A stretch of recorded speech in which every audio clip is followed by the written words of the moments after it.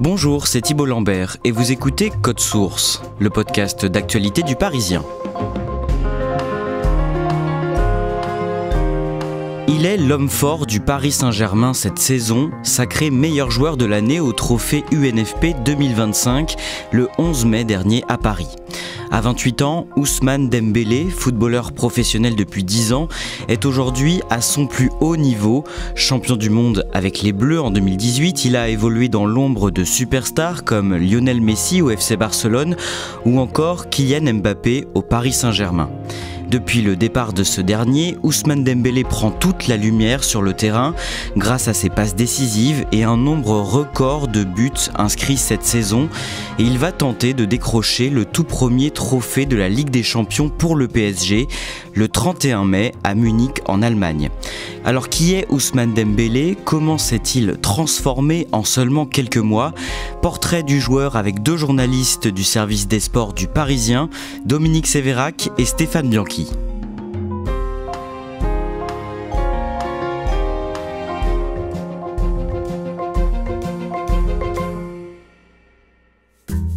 Stéphane Bianchi, le 1er décembre 2022, en pleine Coupe du Monde de football au Qatar, les joueurs de l'équipe de France se donnent une conférence de presse à Doha et un journaliste présent sur place prend le micro pour poser une question surprenante à Ousmane Dembélé. Racontez-nous ça. Juste avant Ousmane Dembélé, il y a Randal Kolo Muani qui passe en conférence de presse et qui dévoile un petit secret sur Ousmane Dembélé et qui dit qu'il a peur des chats.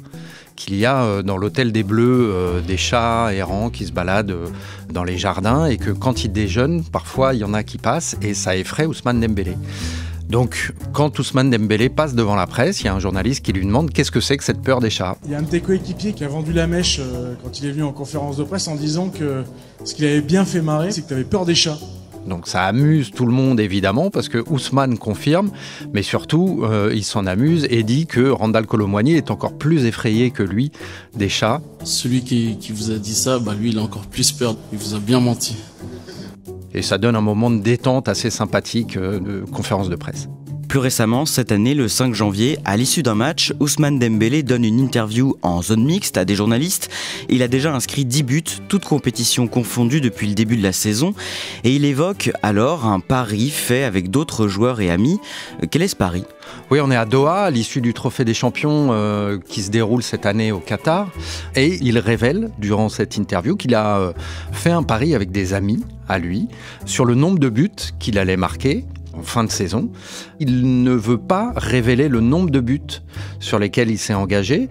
En revanche, il dit que le pari tient sur des montres de luxe qui sont des Patek Philippe et des Rolex qui sont des montres à plusieurs dizaines de milliers d'euros. Voilà, c'est tout ce qu'il dit dans un grand sourire avec sa décontraction habituelle. Ousmane Dembélé révèle ce genre de secret. Dominique Sévérac, à ce moment-là, Ousmane Dembélé a fait un début de saison remarquable au PSG.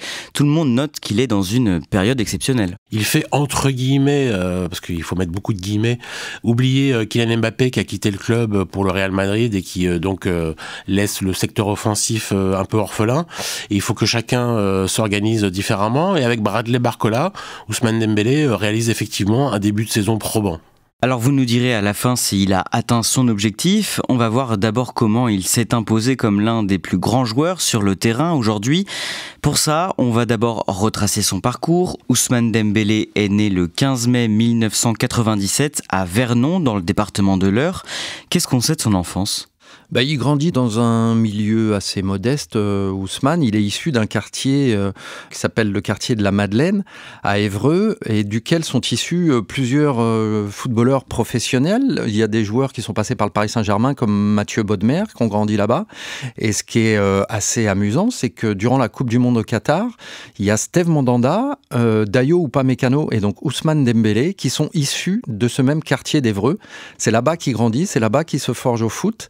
Et c'est là-bas qu'il va commencer à se faire repérer. Dominique Sévérac, tout petit, Ousmane Dembélé aime jouer au football et il se fait très vite remarquer. Oui, dès 6-7 ans, on décrit un phénomène présent en Normandie, un attaquant virevoltant, repéré par tous les clubs, parce que Le football est un écosystème où dès qu'un enfant émerge et est prétendument fort, même si on ne peut pas présager d'une future carrière, eh bien tous les recruteurs arrivent et se mettent autour pour regarder. Et effectivement, dès 7 ans, il fait des différences déjà énormes sur le terrain.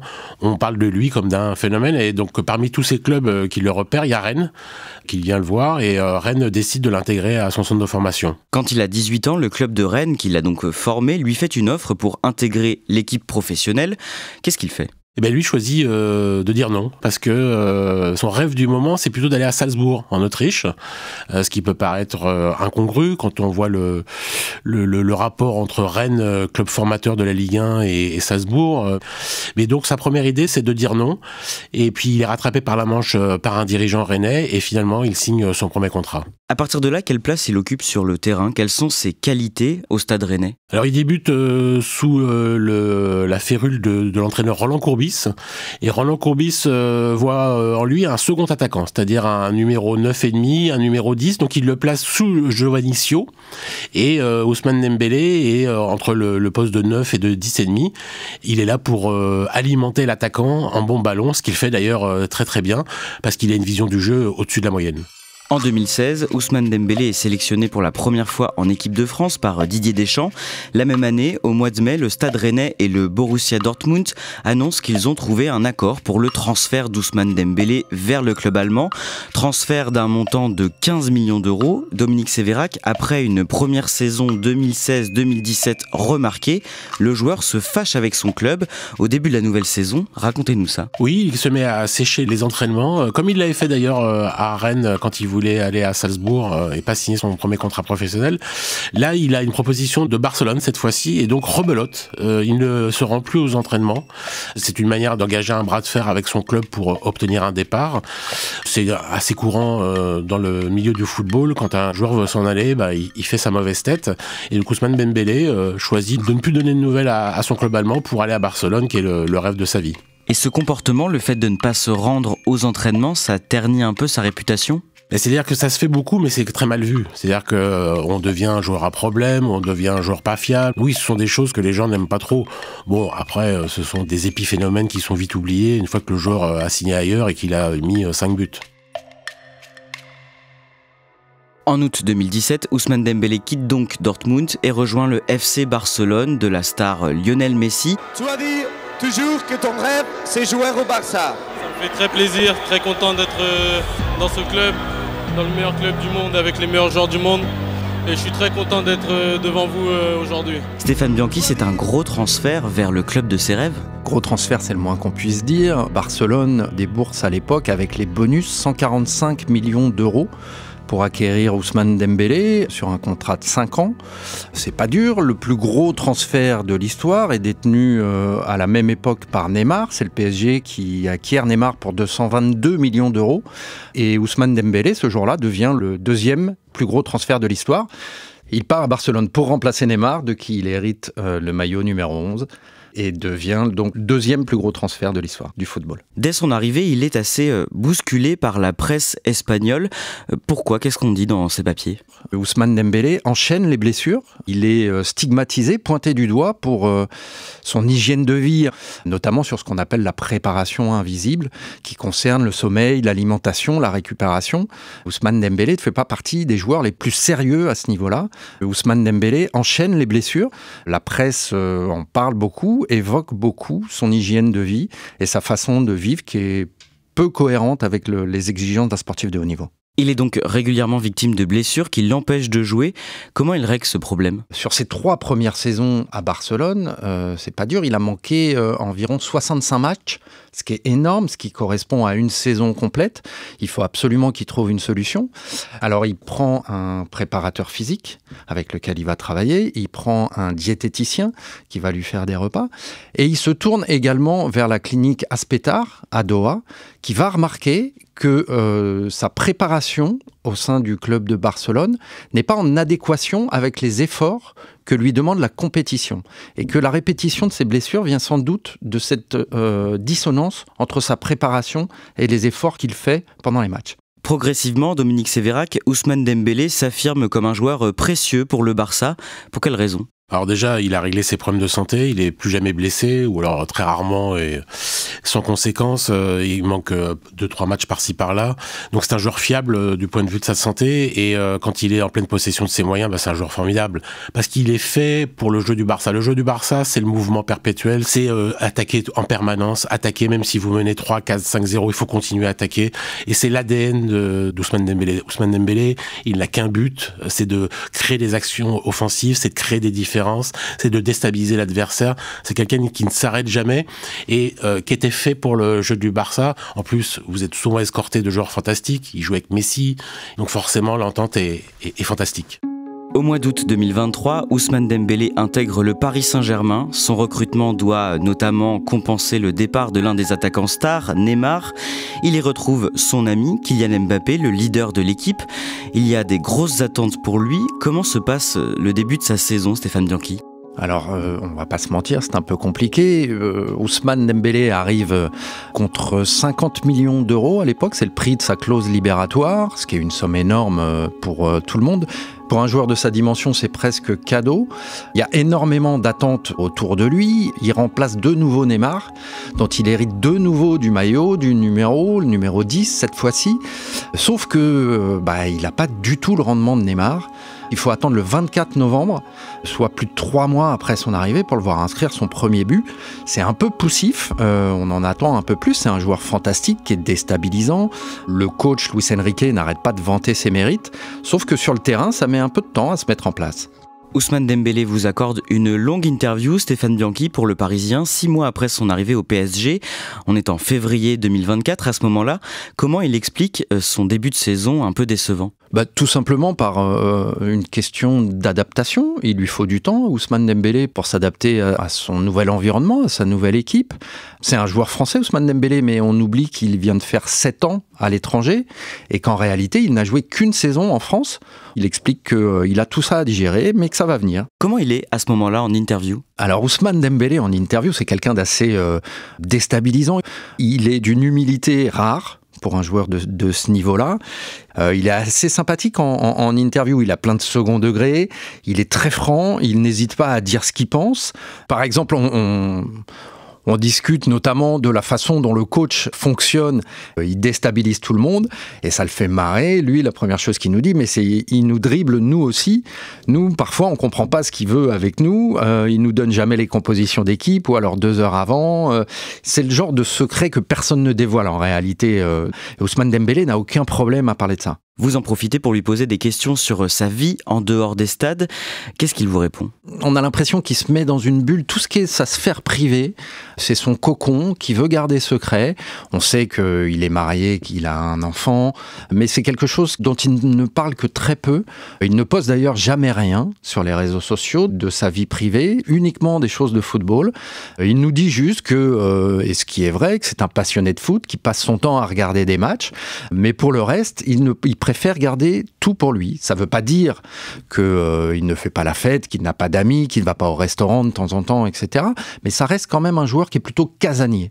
Quelques mois après cette interview, à l'été 2024, Kylian Mbappé, l'attaquant star du PSG, quitte le club pour le Real Madrid. Dominique Sévérac, qu'est-ce que ce départ change pour Ousmane Dembélé ? Mécaniquement, il devient le premier salaire du club après le départ de Kylian Mbappé. Il devient à peu près la figure la plus connue. Je dirais pas le mot star parce que Kylian Mbappé est une icône mondiale et Ousmane Dembélé, il n'est pas dans cette catégorie-là encore. Et sur le terrain, au début, pas grand-chose, c'est-à-dire qu'il continue à être ailier à droite, à créer des différences et à déstabiliser les adversaires. Et puis petit à petit, la saison avançant, Luis Enrique, son entraîneur, le positionne dans l'axe, dans un rôle qu'on appelle de faux numéro 9, c'est-à-dire qu'il devient l'attaquant en charge du but au Paris Saint-Germain. À la fin du mois de septembre 2024, l'entraîneur du PSG, Luis Enrique, décide d'exclure temporairement Ousmane Dembélé et refuse de lui faire jouer un match le 1er octobre à Londres face à l'équipe d'Arsenal. Pour quelle raison ? Alors rien n'a jamais été confirmé, donc il faut rester prudent, mais à la suite du match le vendredi soir, PSG-Rennes gagné 3-1 par Paris, Luis Enrique aurait débriefé rapidement le match dans le vestiaire et aurait fait une petite remarque qui n'a pas plu à Ousmane Dembélé, qui aurait répondu un peu vertement. Et puis 2 jours plus tard, il sera arrivé à l'entraînement avec un petit peu de retard, ce qui est avéré ça en revanche. L'un plus l'autre Luis Enrique voulant affirmer son autorité, montrer qu'il est le seul maître à bord, il ne l'a pas pris dans le groupe pour aller à Londres pour ce match qui est le deuxième match de la phase de championnat de la Ligue des Champions. Paris vient de battre Gérone, un club espagnol 2 semaines avant. C'est le premier gros test de la saison et pas d'Ousmane Dembélé. Grosse surprise. Et dans un PSG nouveau qui est sans affaires, où il ne se passe pas grand-chose, à l'échelle de ce nouveau PSG, c'est un gros clash. On fait un saut dans le temps. Cette année, le 22 janvier, Paris reçoit Manchester City en 7e journée de la Ligue des Champions. Et le match démarre sans Ousmane Dembélé. Qu'est-ce qui se passe ensuite ? Ousmane Dembélé est victime d'un syndrome grippal quelques jours auparavant. Et donc, il est sur le banc de touche et il rentre à la mi-temps, il y a 0-0. Le match se déroule très très mal pendant la reprise. En 7 minutes, Paris est mené 0-2 chez lui, donc quasiment éliminé de la nouvelle formule de la Ligue des Champions. Ce ballon qui arrive jusqu'à Erling Haaland. En 3 minutes, Manchester City est en train de plomber le Paris Saint-Germain. Mais Ousmane Dembélé est rentré à la mi-temps, il a les jambes pour faire 45 minutes et c'est lui qui remet le Paris Saint-Germain à l'endroit. C'est lui qui a inscrit le but du 1-2.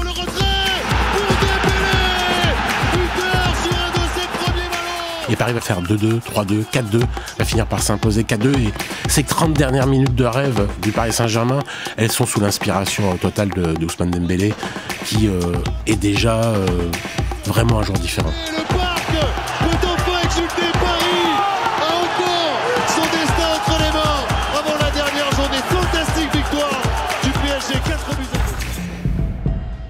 Le 29 janvier, le PSG se déplace à Stuttgart pour un match en dernière journée de Ligue des Champions avant les qualifications. Dominique Sévérac, décrivez-nous Ousmane Dembélé pendant cette rencontre. Ce jour-là, à Stuttgart, dans un match qui doit valider la qualification du Paris Saint-Germain pour les barrages de la Ligue des Champions, on retrouve un magistral Ousmane Dembélé, auteur d'un triplé. Et l'enchaînement fantastique d'Ousmane Dembélé, le triplé pour Dembélé, qui est capable de mettre un but côté droit d'une frappe puissante. Il est dans tous les registres, il se bat comme un chien, il est tout le temps au pressing sur la défense adverse, le gardien. C'est la panoplie complète à la fois du buteur, du joueur d'équipe, du joueur qui se sacrifie pour les autres, qui crée des différences, qui donne des bons ballons, et puis surtout qui est auteur d'un triplé en Ligue des Champions. C'est pas tous les matins qu'un joueur met un triplé dans les plus grands matchs européens, et c'est Ousmane Dembélé qui le fait.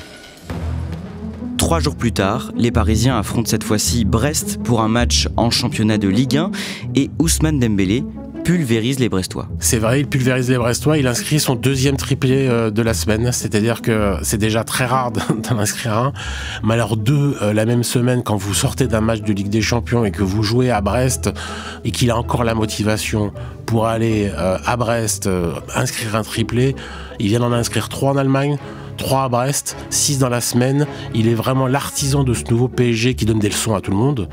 Ousmane Dembélé, on ne le reconnaît pas, mais pour notre plus grand bonheur en fait, parce que c'est un joueur qui est attachant et qu'on a envie d'aimer.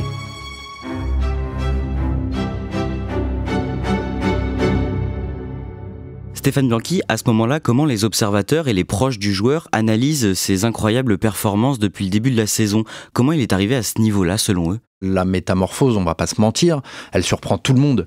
Mais en réalité, c'est le fruit d'un long travail de son côté. Il s'est accompagné depuis un petit moment de gens qui l'aident dans sa préparation physique pour ne plus qu'il se blesse, d'un analyste vidéo qui lui permet de revoir ses matchs, de corriger ses défauts. Lui prend conscience évidemment qu'il doit être beaucoup plus réaliste devant le but. Et en cela, le repositionnement dans l'axe que lui impose Luis Enrique en jouant faux numéro 9 lui permet d'être beaucoup plus réaliste. C'est lui-même qui dit que ce repositionnement lui permet d'être davantage face au but, de faire moins d'efforts dans les courses et donc d'être plus lucide quand il doit marquer des buts. Bonsoir à toutes et à tous. Après les stars du Classico, place aux stars du foot français. Le dimanche 11 mai, c'est la 33e cérémonie des trophées UNFP à Paris qui récompense chaque année les meilleurs joueurs de la saison. Et ce soir-là, Didier Deschamps s'avance sur scène pour remettre le trophée du meilleur joueur de la Ligue 1. Racontez-nous ce moment.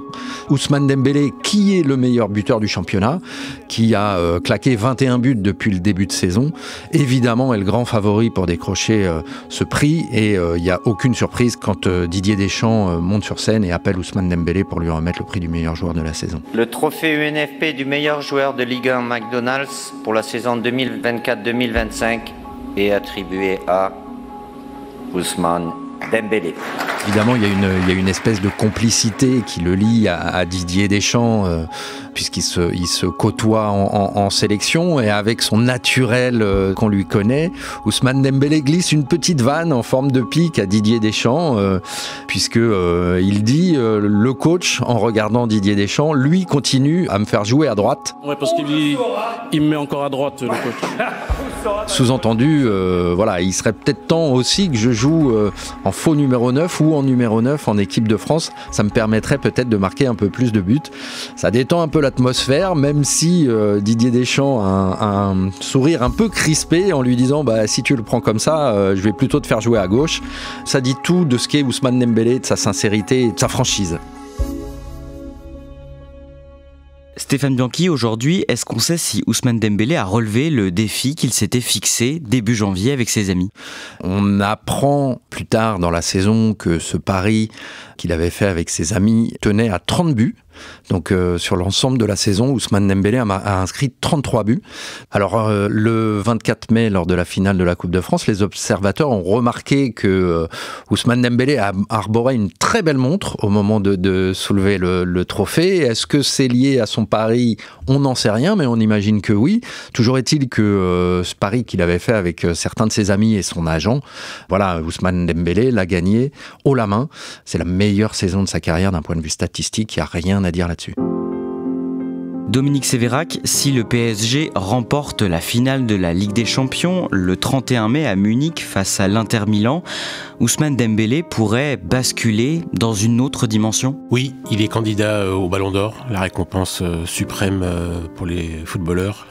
Alors évidemment, le PSG, il n'y a pas de star, c'est un collectif, mais quand même, Paris a gagné à Liverpool, 1-0, but d'Ousmane Dembélé. Paris a gagné à Arsenal, 1-0.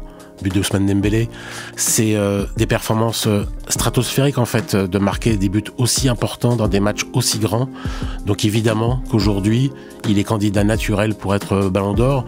On nous aurait dit ça il y a 4 mois, il y a 1 an, il y a 10 ans, on ne l'aurait jamais cru.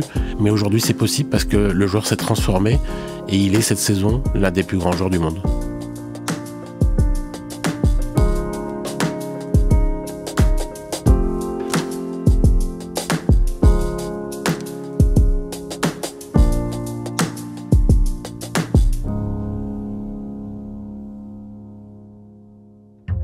Merci à Stéphane Bianchi et Dominique Sévérac.